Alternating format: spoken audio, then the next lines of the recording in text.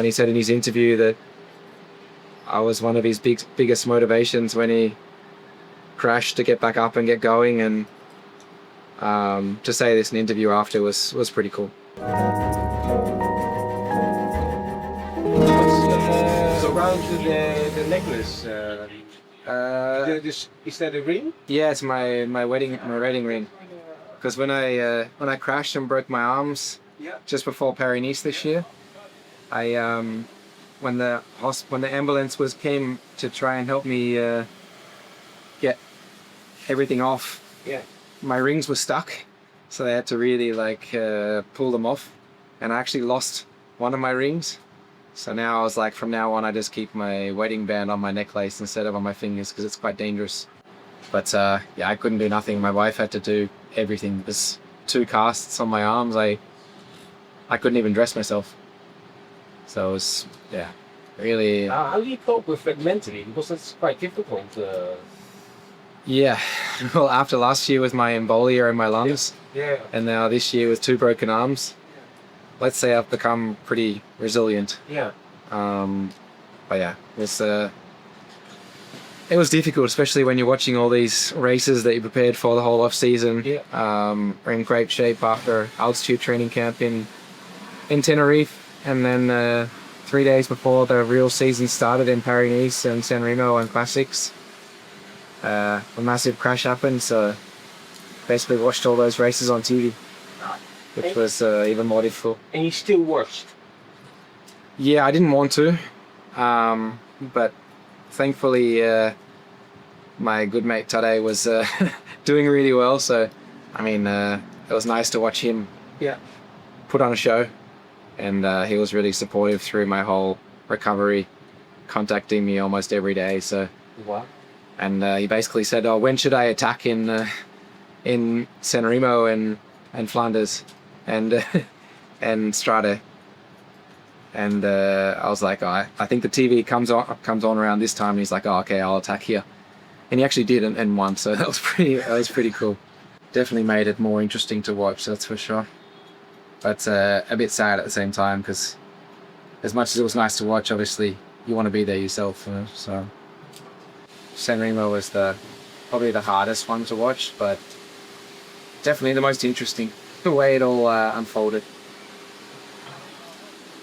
It's difficult because it depends how bad the crash was. It's hard to really understand from the TV how bad the crash actually was, and if his bike was okay, and how the peloton was really riding, because yeah, obviously we all know how quickly that run-in goes through the 𝗵𝗲𝗹𝗶 and the 𝗵𝗵𝗲𝗹𝗏 all the way to 𝗵𝗵𝗄.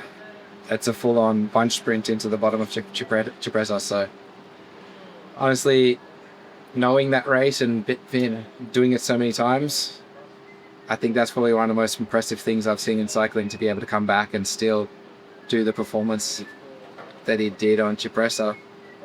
It's just, yeah, honestly, knowing what it's like to be in that situation, even in the peloton, let alone being out the back and still dominating the way he did, was, yeah, mind-blowing.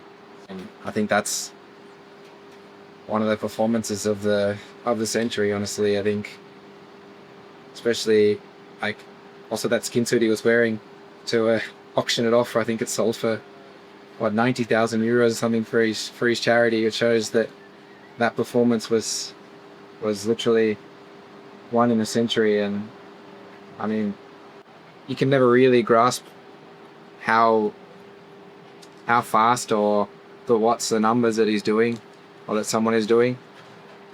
So it definitely downplays it, but I can imagine for those guys that are actually in the race that really witnessed it firsthand, it must have been incredible. But I mean, yeah, it's pretty mind-blowing what happened in that race. But yeah, I think afterwards, when he said in his interview that I was one of his biggest motivations when he crashed to get back up and get going, and to say this in an interview after was pretty cool.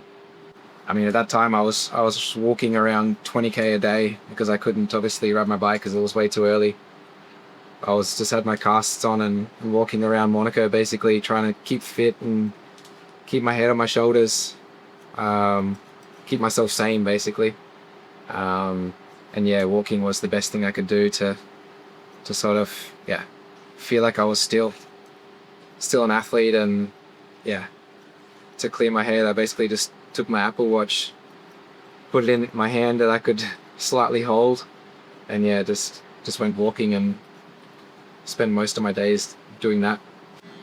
There was no real music or audio book or podcast that really could help with the situation, the mental state I was going through. So actually just the silence, because I mean, obviously it was amazing, all the positive messages and stuff I was getting on social media and on WhatsApp and everything, but at the same time getting all these messages, I sort of, you feel like you have to reply and say thank you to everyone, which is amazing, but at the same time it keeps replaying the situation over and over again in your head, and you sort of want to, at a point you want to just stop thinking about what happened, because it was quite traumatic for me also. So I think at a point I just wanted to sort of turn the page and just be alone and yeah, think about